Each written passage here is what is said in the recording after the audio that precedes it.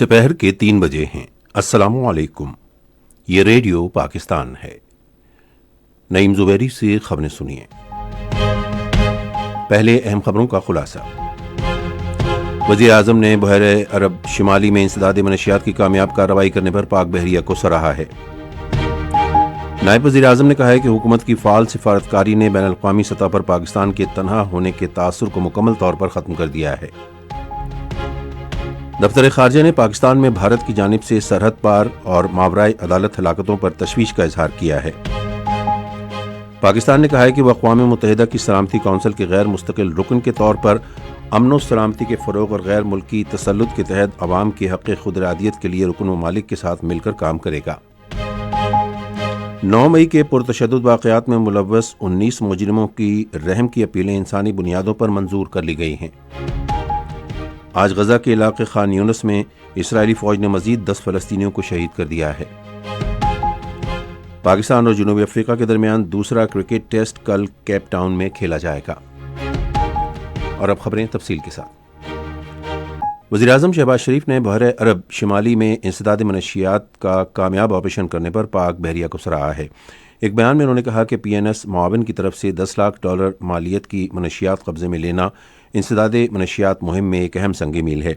وزیر اعظم نے بحری دفاع اور سمندری راستوں پر منشیات کی اسمگلنگ کی روک تھام میں پاک بحریہ کے اہم کردار کا اعتراف کیا۔ انہوں نے کہا کہ قوم کو پاک بحریہ کے جوانوں پر فخر ہے۔ اس سے قبل پاک بحریہ نے شمالی بحیرہ عرب میں کامیاب انسداد منشیات آپریشن کے دوران منشیات کی بڑی کھیپ قبضے میں لے لی۔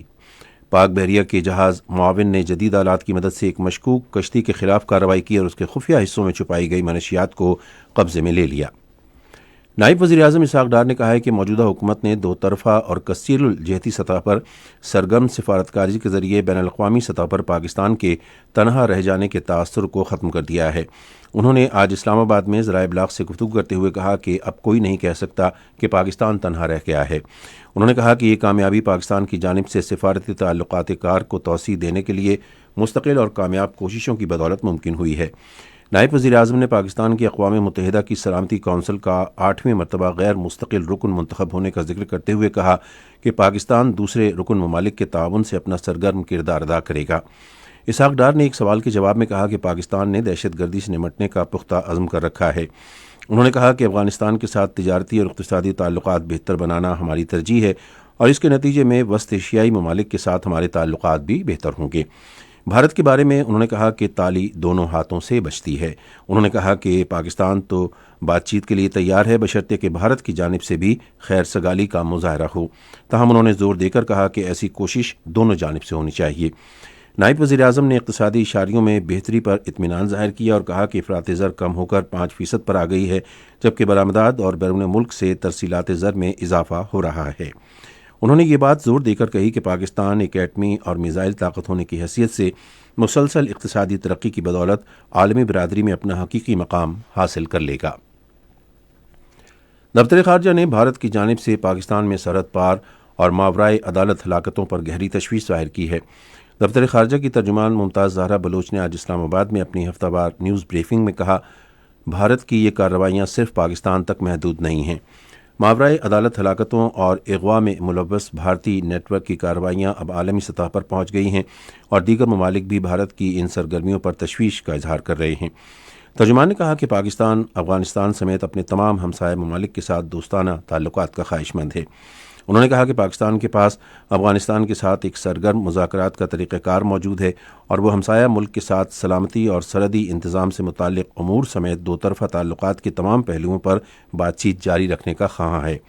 انہوں نے کہا کہ پاکستان کسی بھی اندرونی یا بیرونی خطرے سے اپنی قومی سلامتی اور خود مختاری کے دفاع کی مکمل صلاحیت رکھتا ہے۔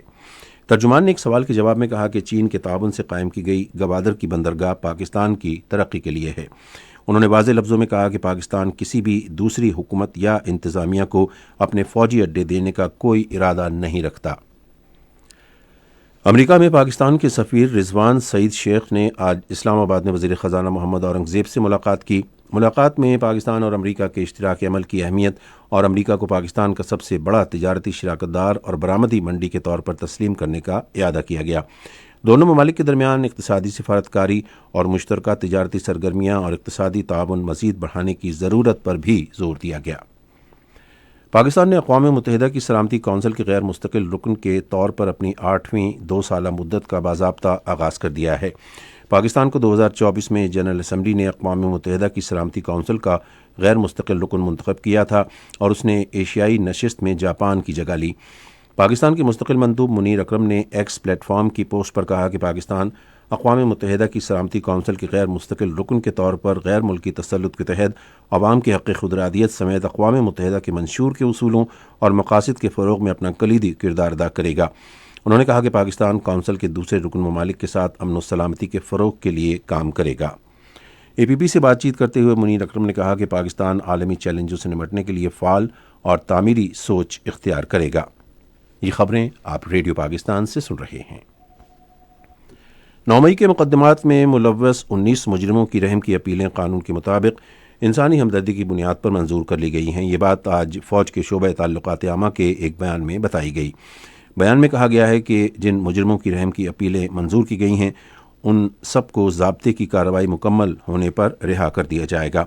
تمام مجرموں کو اپیل کرنے اور قانون اور آئین کے مطابق قانونی چارہ جوئی کا حق حاصل ہے۔ مجموعی طور پر 67 مجرموں نے رحم کی اپیلیں دائر کی تھیں۔ آئی ایس پی آر کا کہنا ہے کہ سزاؤں کی معافی مؤثر قانونی طریقہ کار اور انصاف کا ثبوت ہے۔ خصوصی سرمایہ کاری سہولت کونسل ملک میں الیکٹرک گاڑیوں کی صنعت کے فروغ پر توجہ دے رہی ہے۔ خصوصی سرمایہ کاری سہولت کونسل بین الاقوامی کمپنیوں کے اشتراک سے ای وی یونٹس اور چارجنگ انفراسٹرکچر کے قیام میں معاونت کر رہی ہے۔ الیکٹرک گاڑیوں کی نئی قومی پالیسی کے مطابق 2030 تک 30% برقی گاڑیوں کے استعمال کا ہدف حاصل کرنا ہے۔ کئی چائنیز کمپنیاں پاکستان میں الیکٹرک گاڑیاں چلا کر اس منڈی کو وسعت دے رہی ہیں۔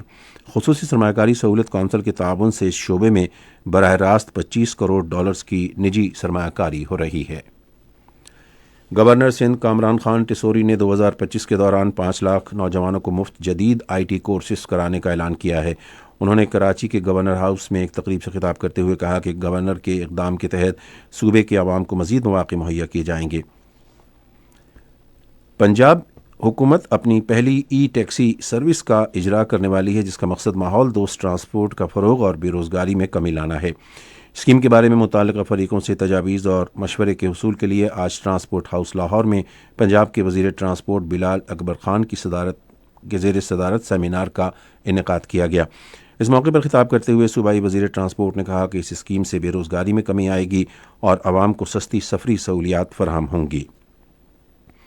فرنٹیئر کور نارتھ نے قلعہ بالا حصار پشاور میں ضلع مومند کے عمائدین پر مشتمل خصوصی گرینڈ جرگے کا انعقاد کیا۔ گرینڈ جرگہ میں انسپکٹر جنرل فرنٹیئر کور نارتھ میجر جنرل انجم ریاض اور کمشنر پشاور سمیت مومند کے مقامی عمائدین کی بڑی تعداد نے شرکت کی۔ مقامی عمائدین نے جرگہ کے انعقاد کو پاک فوج، فرنٹیئر کور نارتھ اور پولیس کی طرف سے خارج کی بغاوت کے خلاف اہم اقدام قرار دیا اور اس ضمن میں کیے جانے والے اقدامات کو سراہا۔ حکام نے مقامی عمائدین پر زور دیا کہ وہ عوام میں شعور بیدار کریں تاکہ وہ علاقے میں گڑبڑ کرنے والوں کے حوالے سے متعلقہ اداروں کو مطلع کریں اور فتنہ الخوارج کے پروپیگنڈے سے باخبر رہیں۔ غزہ کے مغربی علاقے خان یونس میں اسرائیلی فورسز کے مسلسل حملوں میں خواتین اور بچوں سمیت 10 فلسطینی شہید ہو گئے ہیں۔ غزہ کی وزارت صحت کی ایک رپورٹ کے مطابق گزشتہ سال اکتوبر سے اب تک غزہ پر اسرائیلی فوج کے حملوں میں 45,500 سے زائد فلسطینی شہید ہو چکے ہیں۔ پاکستان اور جنوبی افریقہ کے درمیان 2 میچوں کی سیریز کا دوسرا کرکٹ ٹیسٹ کل کیپ ٹاؤن میں کھیلا جائے گا۔ میچ دن 1:30 بجے شروع ہوگا۔ جنوبی افریقہ کو ٹیسٹ سیریز میں 1-0 کی برتری حاصل ہے۔ موسم محکمہ موسمیات کی پیشگوئی کے مطابق آئندہ 12 گھنٹے کے دوران شمالی بلوچستان، خیبر پختونخوا، اسلام آباد، پوٹوہار ریجن، گلگت بلتستان اور کشمیر میں ہلکی بارش اور پہاڑی علاقوں میں برف باری کا امکان ہے۔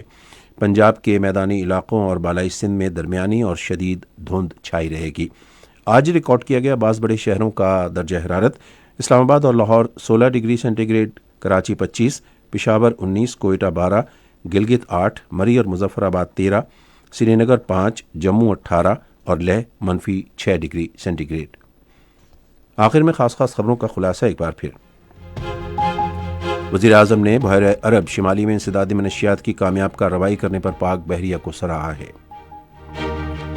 نائب وزیر اعظم نے کہا ہے کہ حکومت کی فعال سفارتکاری نے بین الاقوامی سطح پر پاکستان کے تنہا ہونے کے تاثر کو مکمل طور پر ختم کر دیا ہے۔ پاکستان نے کہا ہے کہ وہ اقوام متحدہ کی سلامتی کونسل کے غیر مستقل رکن کے طور پر امن و سلامتی کے فروغ اور غیر ملکی تسلط کے تحت عوام کے حق خود ارادیت کے لیے رکن ممالک کے ساتھ مل کر کام کرے گا۔ 9 مئی کے پرتشدد واقعات میں ملوث 19 مجرموں کی رحم کی اپیلیں انسانی بنیادوں پر منظور کر لی گئی ہیں۔ اسی کے ساتھ خبریں ختم ہوئیں۔ مزید خبروں اور تجزیوں کے لیے ہماری ویب سائٹ ہے radio.gov.pk اور فیس بک کے link radio Pakistan news official پر براہ راست ویڈیو سٹریمنگ بھی ملاحظہ کیجیے۔